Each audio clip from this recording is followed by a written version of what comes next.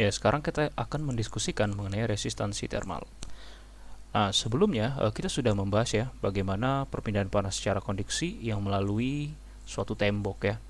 Jadi misalkan di sini ada sebuah tembok ya, di mana tembok ini memiliki konduktivitas termal K ya, konduktivitas termal K, kemudian dia memiliki tebal ya, tebal L, dan luas permukaan ya, luas permukaan yang dilalui oleh panas ya, luas permukaan ya. Ini kita arsir luas permukaan A ya, luas permukaan A. Nah, apabila ada perbedaan temperatur antara sisi kiri dan sisi kanan ya, katakanlah di sini T1 ya di sisi kiri, dan di sisi kanan itu T2. Nah, jika T1 lebih besar dari T2 ya, T1 lebih besar dari T2, maka akan terjadi aliran panas dari kiri ke kanan ya. Yang disebut Q dot ya, kita sebut. Nah, aliran panas ini ya, kita sudah belajar, ini didefinisikan sebagai berikut ya. Pada kasus ini, maka kita bisa tuliskan aliran panas atau Q dot itu sama dengan K dikali luas permukaan tembok dikali dengan selisih antara suhu 1 dengan suhu di sisi 2 ya, dibagi dengan tebalnya L. Nah, seperti itu. Nah, jadi dengan kata lain, dari persamaan ini kita tahu bahwa aliran panas dari kiri ke kanan ini dipengaruhi oleh 4 faktor. Yang pertama, konduktivitas termal, yang adalah sifat dari tembok itu sendiri, sifat termal dari tembok itu sendiri. Jadi konduktivitas termal ini menyatakan seberapa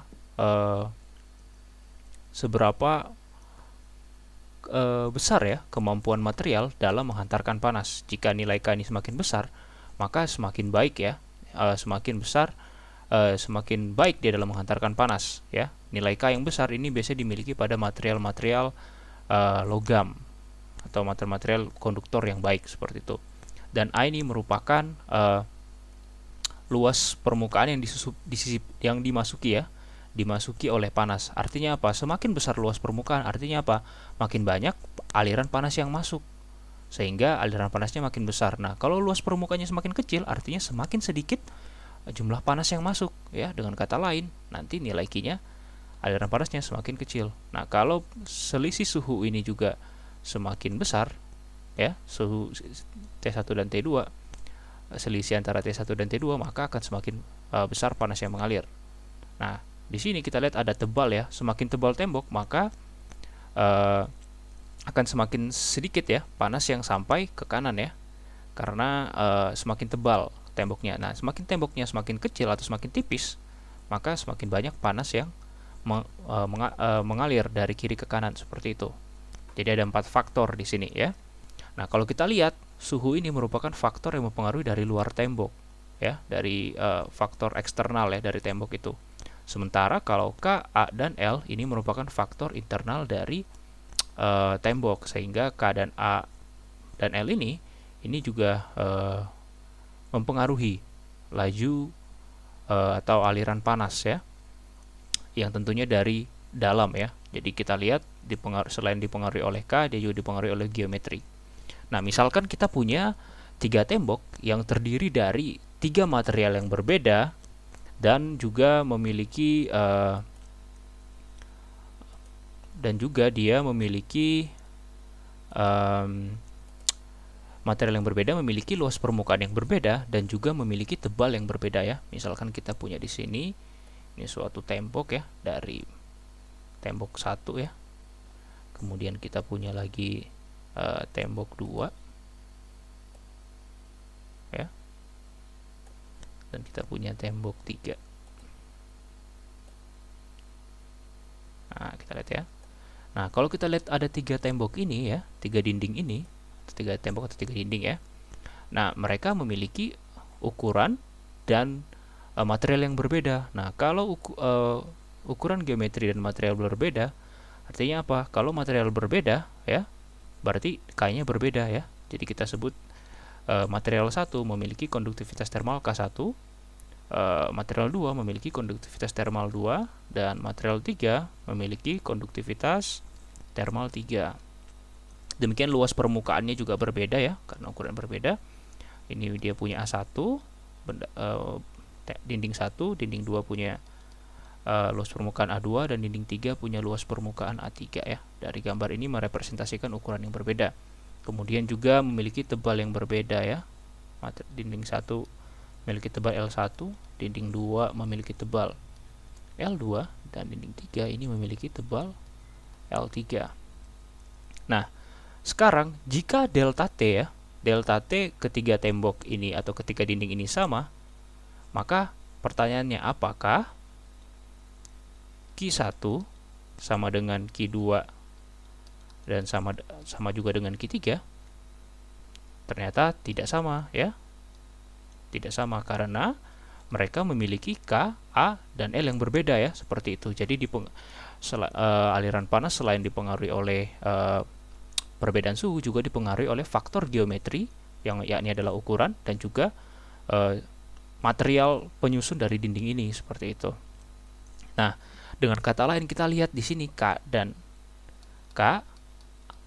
A, dan L ini kombinasi ketiga parameter ini bisa membentuk suatu parameter baru. Nah, kombinasi K, A, dan L ini ternyata bisa menghambat panas ya. Nah, kombinasi antara K, A, dan L ini disebut dengan resistansi termal ya. Kalau kita lihat tadi ya, resistansi termal, atau bisa kita sebut sebagai suatu sifat ya, sifat material dalam menghambat panas ya.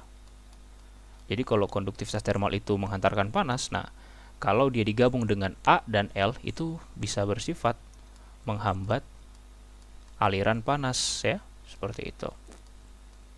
Nah, dengan demikian kita sekarang dapat parameter baru nih di sini, yaitu R, resistansi termal. Jadi resistansi termal itu adalah sifat material dalam menghambat panas.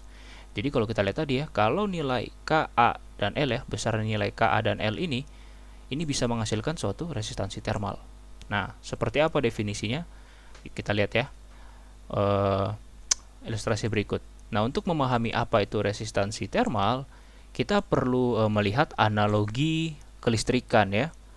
Kita perlu melihat analogi kelistrikan. Jadi di perkuliahan sebelumnya atau perkuliahan di mata kuliah lain ya, kita sudah belajar mengenai aliran listrik ya, aliran atau arus listrik. Arus listrik itu didefinisikan sebagai muatan yang mengalir ya. Misalkan di sini ada sebuah titik ya, kemudian ada resistor, ada titik lagi ya. Resistor ini memiliki resistansi R, misalkan seperti itu. Nah, apabila ini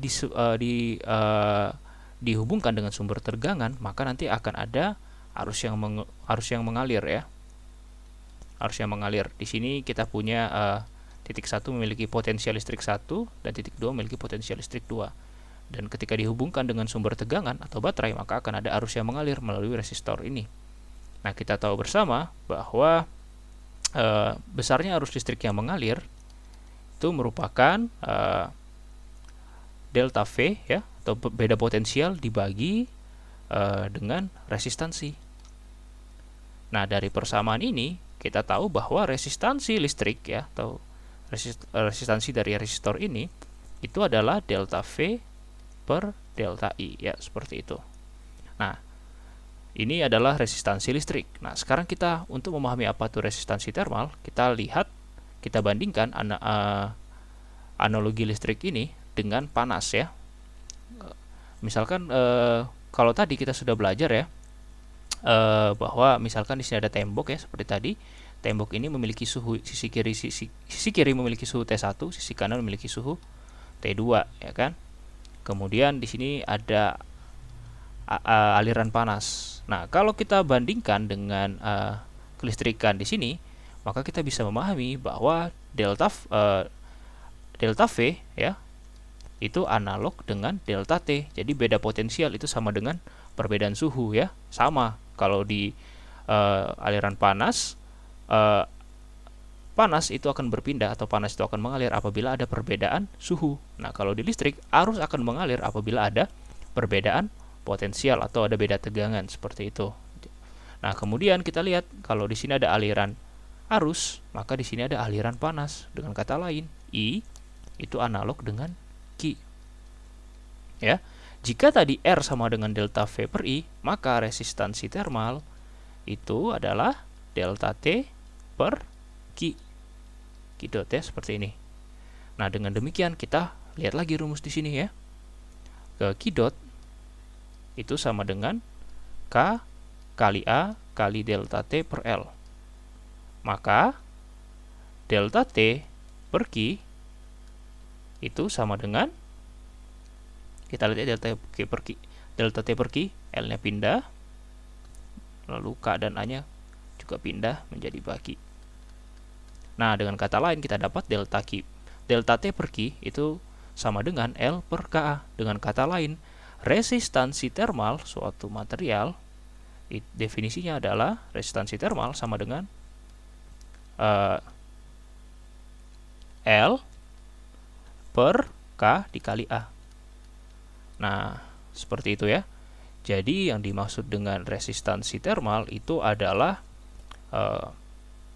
kemampuan suatu material dalam menghambat aliran panas, yang mana besarnya didefinisikan yaitu R sama dengan L per Ka. Seperti itu. Ya. Dari persamaan ini terlihat bahwa resistansi termal itu merupakan kombinasi dari K, A, dan L. Seperti itu.